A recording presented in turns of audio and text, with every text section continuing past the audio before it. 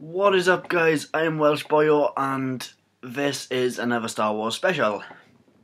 Right, if you guys have noticed, I'm a huge geek. I love my Star Wars, I love my Marvel, I love my DC, I love everything like that. So today is a big Star Wars episode 7 spoiler, and I'm sorry if I sneeze or... hang on. No, I'm good. Right. I do have a cold coming back, and I don't know why. I think it's because I walked outside yesterday barefooted to go say bye to a friend, and yeah, it's bad choice basically. Right, this is about Star Wars Episode 7, and why you might be thinking, why am I doing a video on this when the film is so far away?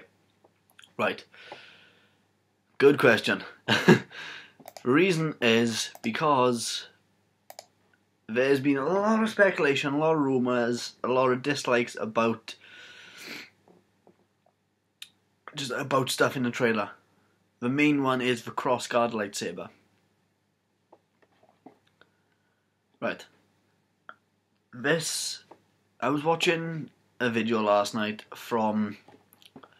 I'm sorry if I butcher his name. Please go subscribe to him. He's a very, very knowledgeable person, to be honest. I watched his videos yesterday and I've just come across him and I loved it. I subscribed straight away. His name is Josh Quevedo. If I'll put the link what I saw down below anyway. But if I've butchered his name horribly, I am so sorry.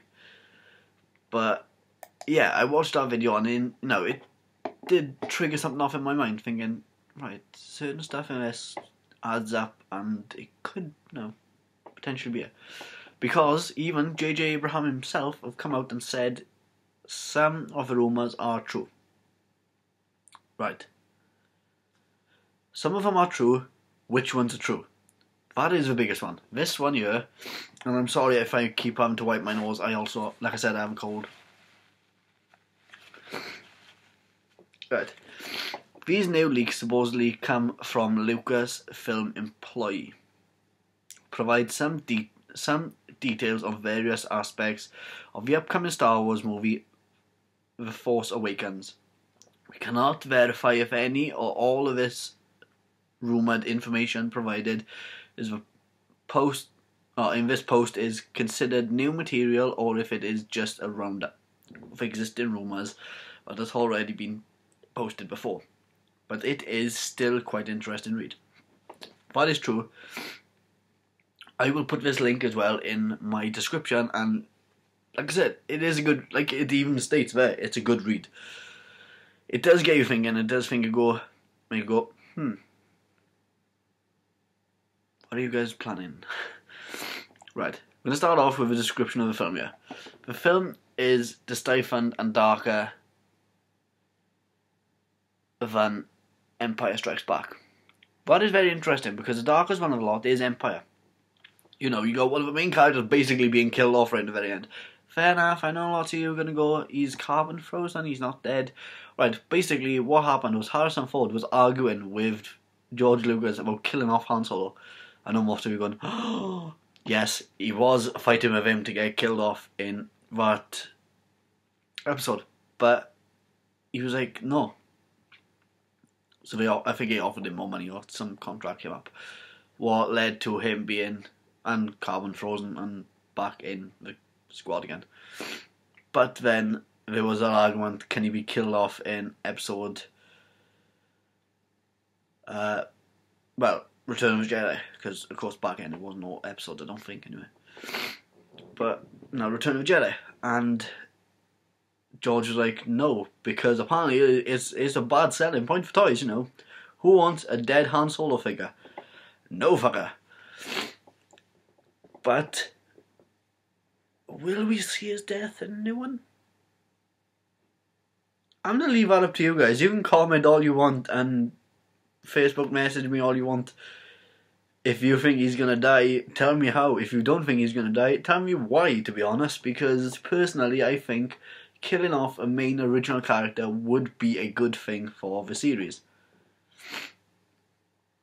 I know you guys are hating me right now. I can feel the stares of, I hate you so much, coming through my computer before I've even uploaded this video. Right, the reason I say it's a good thing for him to die. Don't take me wrong, I love Han Solo. He's one of my favourite characters of all. He's up there in my top 3 of my favourite characters. Number 1, probably. It's a hard one. I've been put on a freaking spot here, haven't I? Number 1. I'm sorry, I'm going to go with Darth Vader because I met David Prowse twice, the guy who's actually in the suit. He is a lovely man. I mean, he's awesome. I could have talked to him all day. Apparently George Lucas finds him really annoying and that's why they argued.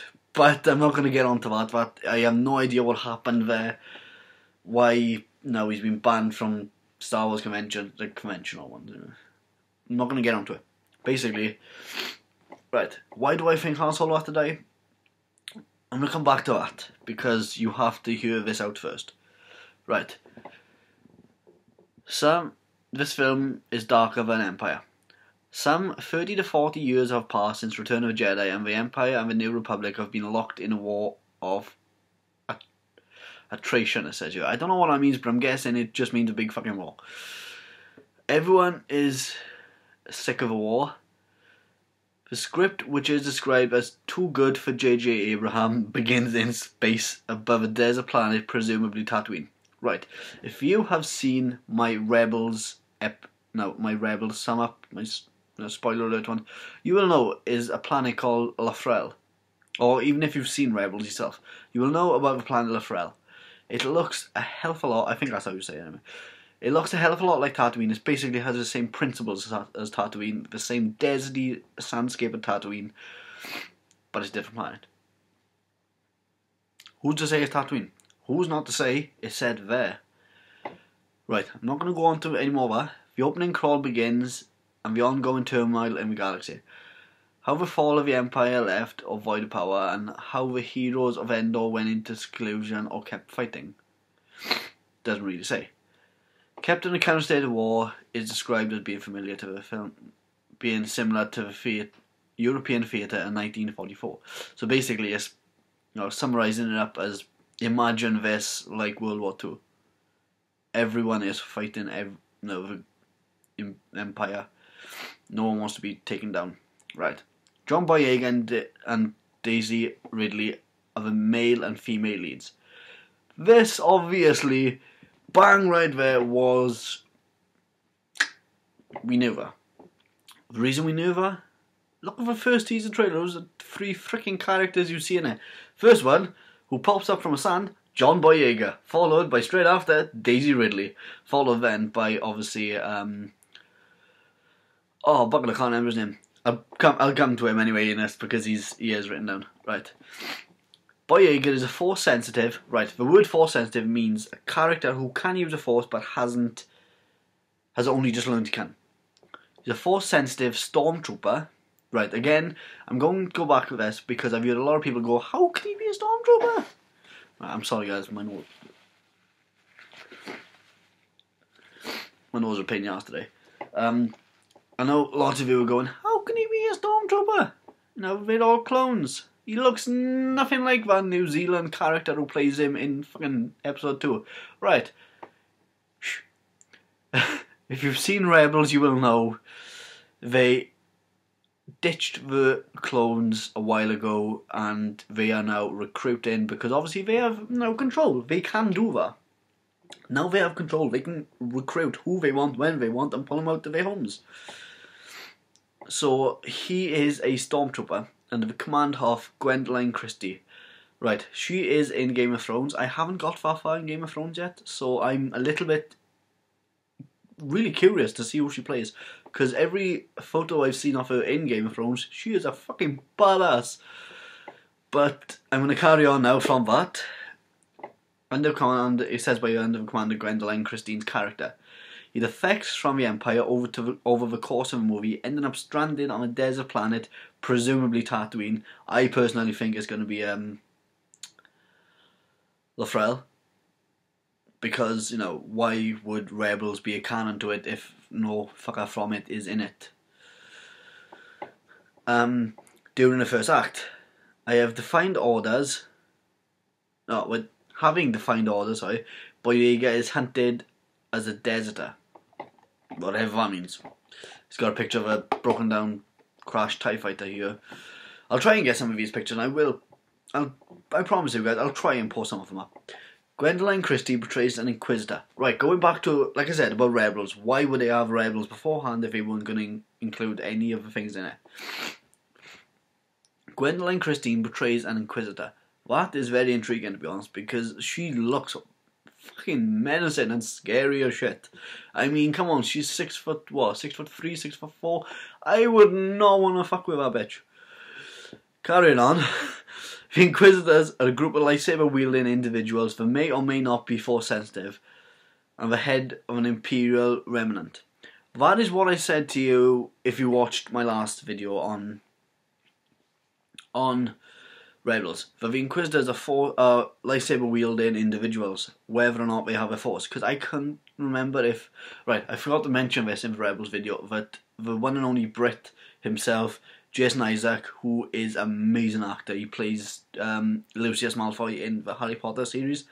He is a fantastic actor. He does a voice of the Inquisitor in Rebels. I'm really hoping he is not dead. I'm really hoping he comes back. Sorry by the way if I just spoiled it for some of you. I just realised after I said it. Inquisitors aren't Sith. I said this in my last one. Inquisitors aren't Sith. But they are not Jedi either. They are hounds used to track down Force sensitives, and they are implied to have assisted Vader's cleansing. By the sounds of it, when they say Vader's cleansing, if you guys ever played that game, what a lot of Star Wars fans would go, oh no, not that game, Force Unleashed. I'm guessing he was an Inquisitor, but he was Force sensitive one. Fair enough, he was a Padawan. But by you, it's got Christine's Inquisitor, and it's got a photo of a chrome Star Trooper, and it's got a picture of her lightsaber. Right. Ow. Sorry, I did an elbow to the table. Oh, right. The Inquisitor's lightsaber here, I'll post a picture because the picture looks cool as fuck, and I'm not going to get into it because people will just go, what? Right. Daisy Ridley plays Kira. Right. Guys, if you were like me, when I first read this, I was like, what are you on about? In the photos it says Rey on her ship. Rey on her speeder or something like that. How could she play Kira? Right, I'm going to carry on here. Daisy plays Kira, a character living on Tatooine with Max von Sydow's character. Get on to him as well. Kira is a dusty survivalist tomboy. Sydow is a broken man from a prequel area that has a prequel era. No, that is area. My bad. Sorry, guys, I am dyslexic, well, so this is really hard for me to read off. It's a broken man from the prequel era that has become mostly cyborg. He is not a Force sensitive, and for some reason collects artifacts that we've seen at critical points during the previous films, particularly ones related to Jedi and Sith. Daisy shares this fascination with history, and she is revealed in Act 2 to be the dun dun dun. Right, if you guys don't want to hear this, do this. Don't click off. No, don't click off my video. Just block your ears or something. Right, she is the daughter of Han and Leia. Like we all can see that one coming. As someone with Force sensitivity, she resents the fact that Luke went into exile before he could train her. Right, but that's another thing. A lot of speculation has been bounced around saying Luke is this Yoda type character, this hermit who's just isolated himself, and because he's too scared of his power. Right, that seems plausible. I quite like that idea. Carrying on with this now. She resents Luke. Saying that, Luke's her uncle. So wouldn't you just go, hang on, you know, if you're Force sensitive, I'll train you because then you can protect. Yeah, we're not going to get there. Train her, and she hopes that the search for the Force sensitive artifacts can lead her to him. She keeps her identity as a Solo under wraps in order to keep away from trouble. Yeah. Yeah, it says Rob there. That, no. I like it. Sido's character examining Vader's helmet. Right. This guy looks creepy as fuck. When I say that, I mean I will post the 2 pictures I got of him holding Vader's helmet. He looks like a Shakespearean character. He looks a bit like a Macbeth type character to the Star Wars franchise. I know that's going a bit far saying that, but it does. And it's also got one with Kira, with his arms kind of wrapped around her. What? Yeah, dude, you're an old man who's a fucking cyborg. Stop feeling up a girl who's, especially Han Solo's daughter. He would kick your ass. Right. Sido is a sort of mentor to Kira. Apparently his true identity is an Act 3 revelation that will surprise a lot of people. This is that he is an existing character from a prequel films, and the revelation of his identity will shock viewers. Sido's character is not overtly a villain, but has some sort of Sith connection. Right, let's just think about that for a moment. He's not a villain, but he has Sith connections. Right. The guy who's Josh... I'm sorry if I butcher your name again, man, and you're watching this. I really hope you do. Josh Quevedo said he hopes it's Boba Fett. The ones that have been lined up is Bail Organa. No. Because he's what? First of all, he's fucking Kira's... kind of explains why he wants to protect her. He's Kira's granddad. What kind of explains why he wants to protect her. But at the same time, you gotta be what? Fucking 100 and what? Something. Hey, I wouldn't mind if it was Bail Organa, to be honest. That's alright. That can explain why he's half cyborg. Because, to be honest, he's been fighting all through the Rebel series. He sort of was in Order 66. Now trying to get away.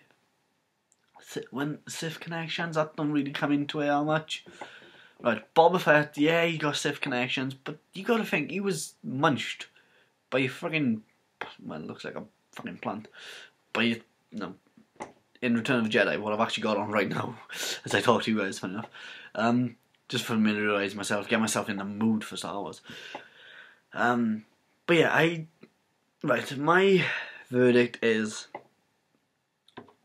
some of this is, if it's J.J. Abrams putting this shit out, the man is smart. The man is going to go, right, they expect this all to be true, so we're just going to shock him by saying, yeah, he's got nothing to do with the Force. And then, bam, he has. So, my idea is Kanan. Right. I know people who watch Rebels are going, how can it be Kanan? First of all, he's a Jedi, he got no Sith. Fucking... anything like that. Sith connections. Right.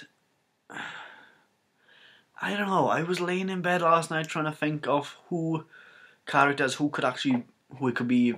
Obvious ones, Bail Organa, because he's a fucking senator, so obviously he's got Sith connections. We fucking knew Emperor Palpatine.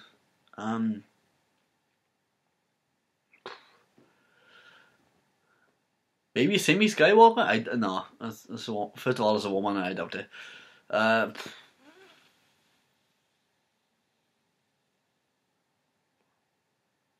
I don't know. If you guys have any idea, please, for the love of God, comment. Because I'm struggling with this. I really don't know. As a huge Star Wars fan, I'm going on my mind, to be honest. Like I said, I was laying awake last night till freaking 4 o'clock trying to think of what bloody characters aren't Force sensitive, but at the same time, have a Force.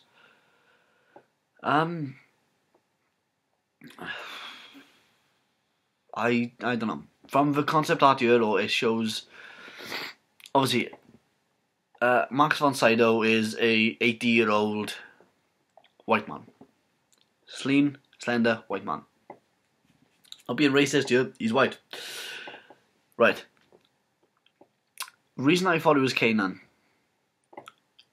You gotta think, during Order 66 he would have been 14. I actually done the math on this. He would have been 14. So I'm going to do it on my phone again now. Sorry, I nicked right on the edge of my nose. You would have been 14 or even a little bit older, say 19. Right, I got the number up here, how old you would be, and I'll tell you how I got to the age of 72. Right, say you would have been 19 during Order 66, so you would have just been right to do his trials as a master, but didn't get around to it because his master died. Right. Add 19 years on, because apparently Luke and Leia are 19 in the actual fucking film. Right. Then add 4 years on for the entire 3 films. I say 4 years because obviously you can tell there's been some time between Empire and, Return of the Jedi. Then add, I think I added 30. Right, it says 30 to 40, so I think I went with 30. Be 72. If it is 40, 82. Max von Sydow is 85. Making perfect age for it. That's how I came to my conclusion anyway. Not to be a bit of a bitch and go, yeah, he's my favourite character, it's going to be him. That is how I logically thought of it. Maybe in Rebels, somehow, right in the very end, Kanan loses his Force abilities. I mean, it's not uncommon for, if you guys have read, well, not read, if you played Knights of the Old Republic, you will know about Force and how it works and stuff. And, like I said, very good game. Amazing game, in fact. But, maybe he loses it somehow.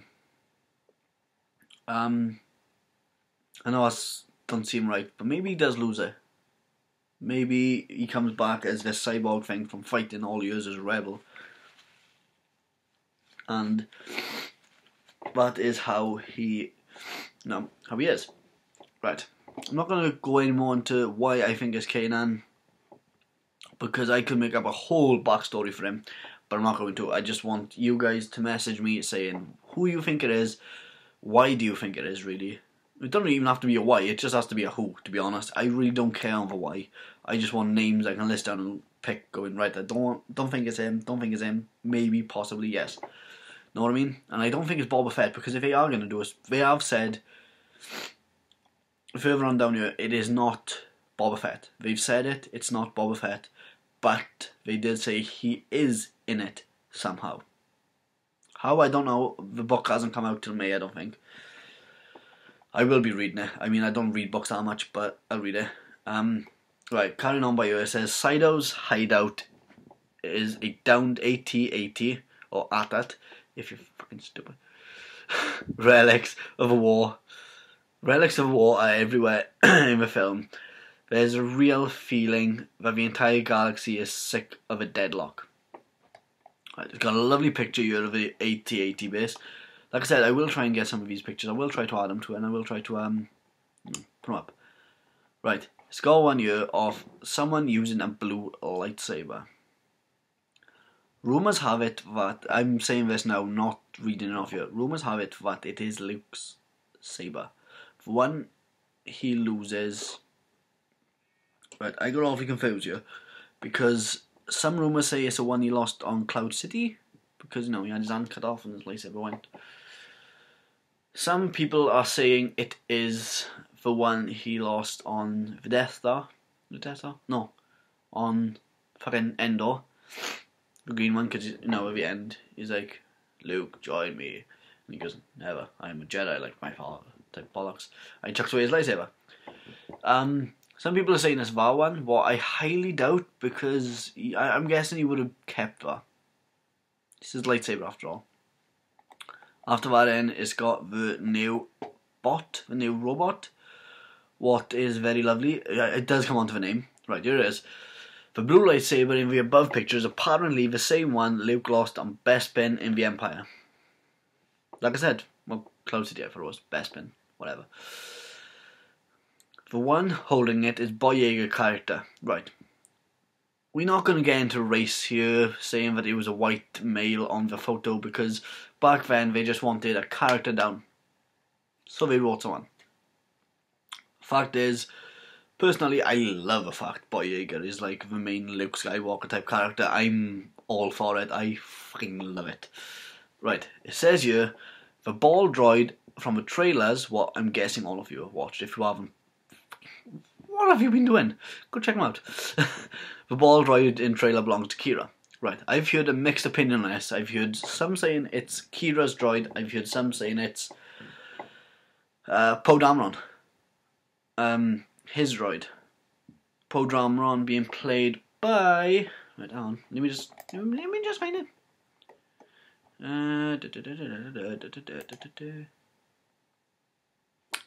Sorry guys, my computer's being slow. Ah, you son of a... Right. I can't remember his name. He's in the new X-Men coming out. What don't know if I'm excited for or not. Oscar Isaac, that's the one. Oscar Isaac is playing Poe Dameron.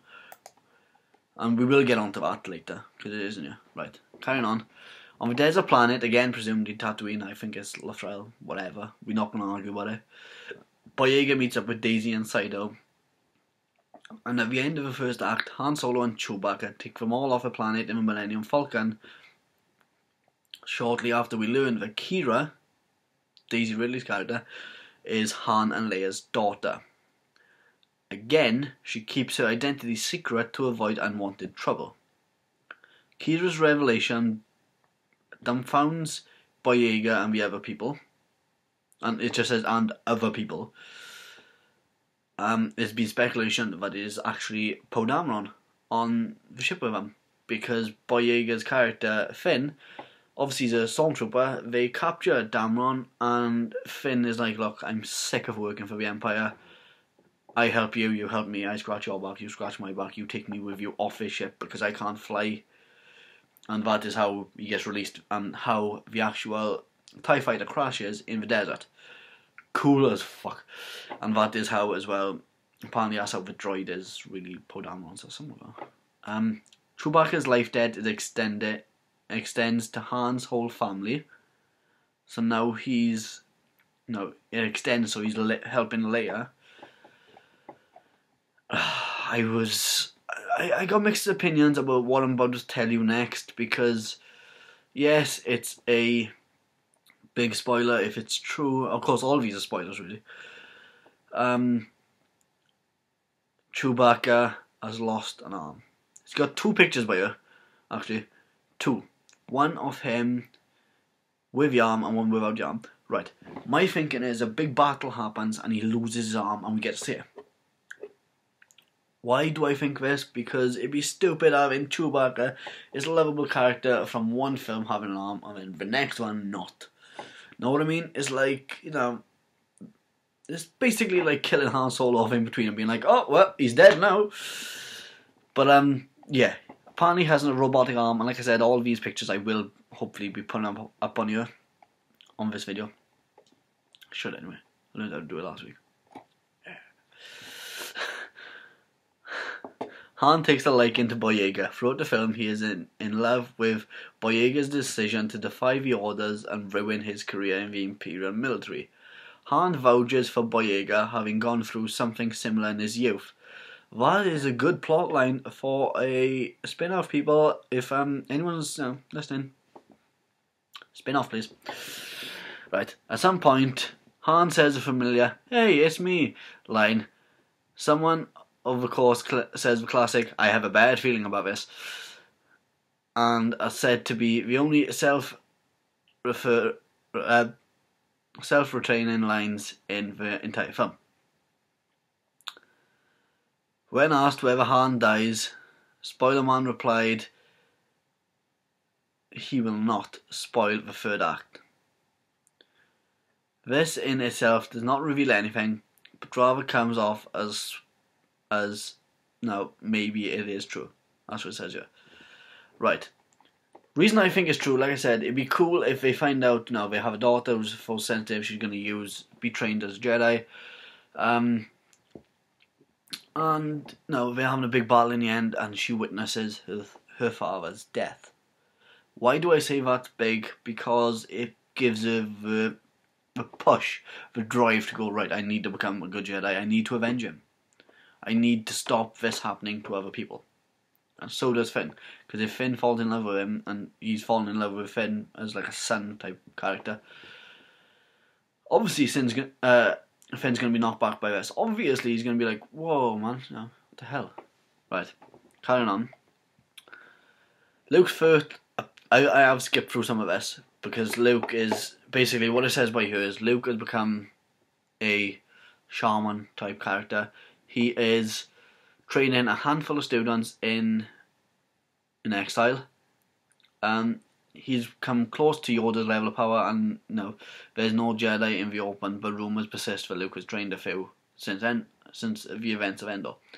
Cool enough, carrying on. Luke's first appearance is in Act 2. Yeah, we kind of saw that one coming, because we didn't want to rush him into it. Boyega and Daisy become Luke's new apprentices. Yeah, we saw that one coming too. Right, I'm going to say this, and I'm so sorry if I butcher this name, but she's an amazing actress. Lupita Nyong'o, I think that's how you say it.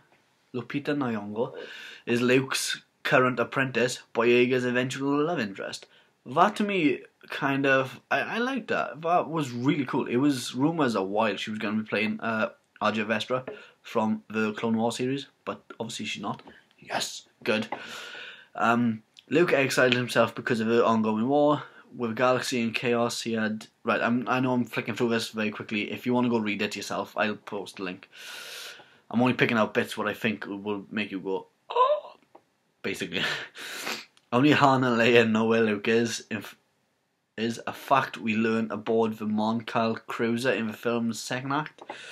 That to me means nothing. Nothing. Absolutely nothing. Luke has grown to dislike using his lightsaber, but apparently draws it later in the movie to showcase his abilities against an Inquisitor. It's still green. I'm guessing that Inquisitor is Gwendoline Christie's character. I really hope so. Luke speaks to Yoda's Force Ghost in the film. Luke has a reveal in the film which apparently is stunning. Right. I'm going to spoil this for you, right? Well, not really a spoiler. I'm just going to tell you what I personally think. Big reveal, Luke has a son, played by Donald Gleeson, however you fucking say it, because he's Irish. I think it's going to be him. I really do, and I really hope it. Yeah. What do you guys think about that one? About Donald Gleeson being his son. Personally, I think it'd fit in well, it'd tie in well with the whole concept of family. What they kind of, I'm passing torch down what they kind of have in this film. Right. Leia is a leader of a new rebellion. We kind of guessed that one with R2-D2 and C-3PO. Yeah, kind of guessed that one. Kai Fisher's real life daughter is playing Leia in a flashback sequence, which also appears Darth Vader. Pretty cool, right? Carrying on. Not a real big, because it was rumours Darth Vader was coming back for a while, but no, they couldn't really bring him back. He's fucking dead. I mean, there's a ghost, yeah, but no. Yavin is in the film, presumably Republic's base of operation. That's cool as fuck.